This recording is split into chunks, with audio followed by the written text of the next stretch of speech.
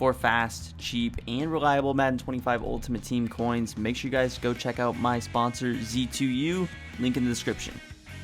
Yo, what's good? I'm Fire here, back on the video, and today we're going to be hopping into another defense in Madden 25. Today we're going to be running the dime 3-2 formation. I believe this is in the 4-6 defensive playbook, and it's obviously in a few others, not that I know off the top of my head. If someone wants to drop those in the comments, feel free. But we're going to be running the DB Fire 2, and that is going to be the play on the right here. It's going to be a very good edge pressure blitz. I haven't really talked about much edge heat in a while. We've been more shed defense, so we're going to bring some edge heat to you guys. And if you're new to the channel, make sure you do hit that like button, subscribe to the channel down below. Definitely the best way to show support. And check out the Colts offensive ebook that I did post yesterday. I posted it a little bit later, but that is going to be one of the best offenses in the game, the offense that I'm running. So make sure you guys do check out that ebook. Let me know if you guys want me to bring you a defensive ebook. I can definitely do that. We'll just have to see what the best one is and what the most popular one is, but I can definitely bring in one. I've never actually done a defensive ebook, so I'd be happy to dabble in it.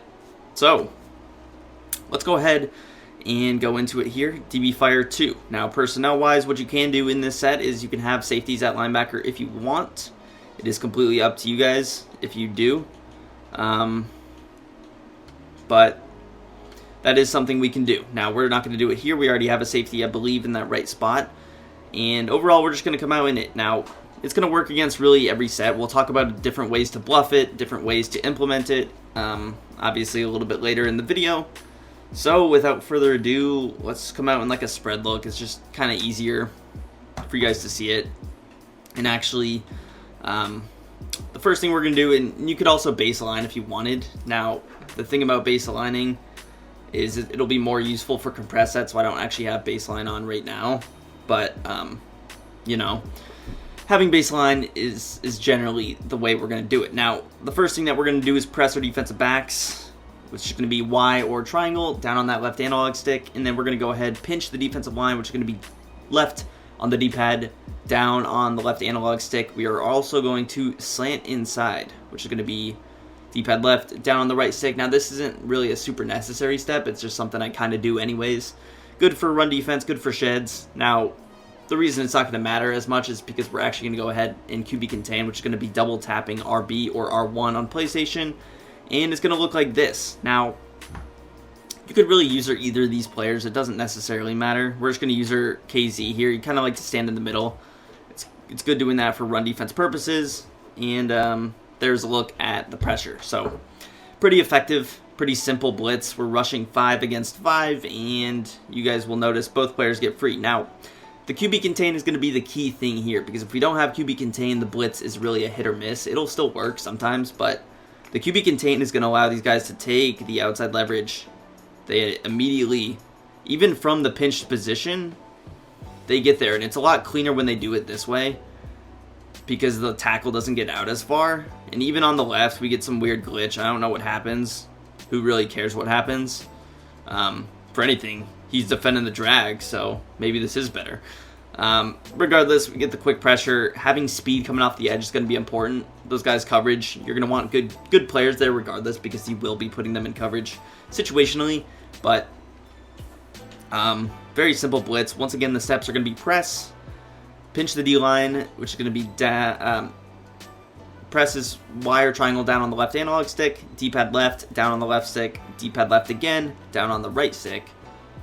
And again, make sure you QB contain, which is going to be double tapping R1 or RB on Xbox. Again, you're just going to really sit here, and boom.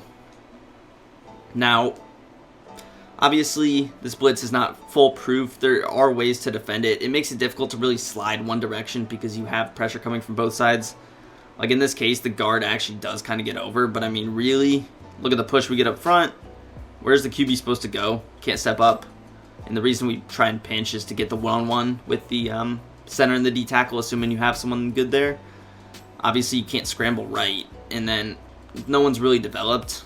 We'll talk about some of the back-end things you could do, but overall, that is going to be money. And I'll just try and actually user the offense now, because really we're not doing anything defensively. So Let's snap it again, and offensively, we're just going to try and step up in the pocket. I mean, there's just nowhere to go. Now, again, there's times where it's going to get picked up on the left or picked up on the right. That's perfectly okay.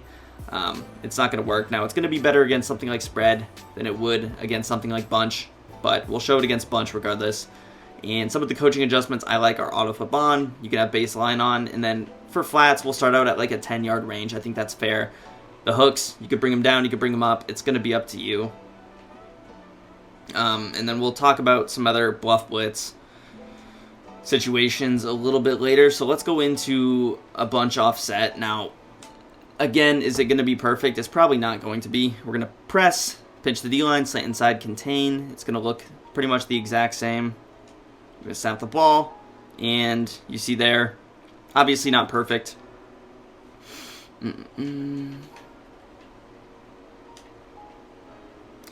But here you see, you run it again, it works. So, again, it's kind of hit or miss, and sometimes the players will block differently. That's just kind of something you accept. Now, it may be a little bit better if you hover kind of here in the middle in this play, hold over the guard's attention. That's going to kind of allow that player to come off the edge. Now, obviously, when you're going to be kind of wanting to user in the middle anyway, so that's not actually the worst thing. Let's say we want to user him, try and hold this guy over, and now we get pressure off the left. So, really, it's pretty simple. Now, again, as far as the coaching adjustments or the backside adjustments to start, I'm just really shading over the top. They're going to play about a 10-yard range. We have a vert hook. So is anybody really... I try to go to instant replay. I guess it didn't let me. That's fine. What do we have? Do we have any other like trips tight end look? Not really. That's kind of unfortunate. But we'll just go back to the spread just because it's a little bit easier to see. You see it does work against bunch now. It doesn't work as good. That's fine. So there's a few things you can do on the back end. The first thing you do, let's say we want to just blitz off one side. Now there's not going to be a guarantee of getting pressure just blitzing off of one side, but it's pretty good still. And again, if you are only blitzing, let's say off the left, I would try and make sure I hover on that side. So kind of hover over here. And you see really what I'm trying to do is just hold the attention of the left guard. Now I blitz because I was like kind of watching, but it's obviously you would kind of go back and user. I don't know what Cameron Hayward's doing. That's a good question. He's doing the icky shuffle in the middle of the football field. That's fine.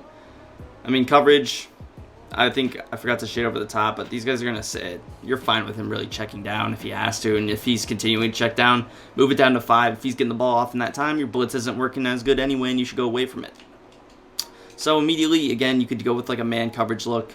We can man up him. If he's spamming the running back out of the backfield, we can man up him. Now, obviously, if he blocks the running back, it's going to do a good job of stopping the blitz. That's kind of something you expect. And if you can get him to start blocking the running back, then you've already won anyway. So that would be kind of your first way to do it. You still have a vert hook. You get an extra man player. You still, obviously, we get pressure because he's on the other side. If he's on the left, probably doesn't work out as well. That's okay. So that's kind of option number 1, manning up a seam player, manning up a running back. The option is there. Obviously, if we want, we could go vice versa. Maybe I want this guy playing his zone. Maybe I want to man up our linebacker on the running back. That's perfectly okay as well. Next thing that I would recommend doing is going with the cover 3 cloud adjustment. Now, this is going to be better probably in a situation where we're going to go back to bunch here. Now, bunch, the pressure is probably not going to come through as clean when you're only rushing 4, but that's okay. So one thing I like doing specifically against bunch is going to go with the cover 3 cloud adjustment. So let's put our bunch over here. We're still going to have baseline on. We are going to press. We're going to pinch. We're going to contain. We're going to set up everything the same. What I like doing is putting B in an outside quarter. We're going to put R1 in the inside third, and we're going to put A in a curl flat. Now, obviously, again, we can zone drop these however we like. You don't necessarily have to put that curl flat super deep because the outside quarter, we're hoping, is going to be able to defend that corner route. So still blitz. We don't get the pressure as clean, probably because I didn't hover. But overall, the coverage should be decent out of that. Now, it's not going to be perfect. That's okay. If you don't want to go outside quarter, you could go outside third. It doesn't make too big of a difference. I typically like to think that the quarters play a little bit better. Here we do get pressure. But, I mean, it's going to be a difficult throw really regardless. Like, kind of taking a look over here. The curl flat kind of bags that. I mean, if you throw it here, yes, you could complete it, but it is a challenging throw. Over here on the left, again, you have this guy. Feel free to man him up, whatever you want to do. Maybe I would man him up on R1. So we could go bop. And really, you could still blitz off either side if he's going with like a heavy crossers concept, or who knows what he's doing. Some of these setups that I showed in my ebook, like something like this. So let's say he's kind of torching you with something like that. Maybe I want to blitz off the right side. We could go with the cover 3 over there. Boom. And we could still blitz off of this side. And again, you would obviously go cover 2 on the right still. Boom. Now, the pressure off that side, typically not as good. But this would be a little bit of a better coverage look. Now, I know there's players open, but that's just because it's good offense. Not everybody would do that. Check out the ebook. So, you have a few different options. Going back to the other one that we talked about, good idea would be doing something like this. And you can still, and again, because you're blitzing off the left, I'm okay. I wanted to man you up. Something like this. Again, I like shading over the top as well. We kind of hold that. We get the pressure. Just really tough to get the ball off, and that's going to be a good coverage. So that's pretty much going to wrap up the video. If you guys did enjoy, please make sure you once again hit that like button, subscribe to the channel down below, and peace. I'm out of here.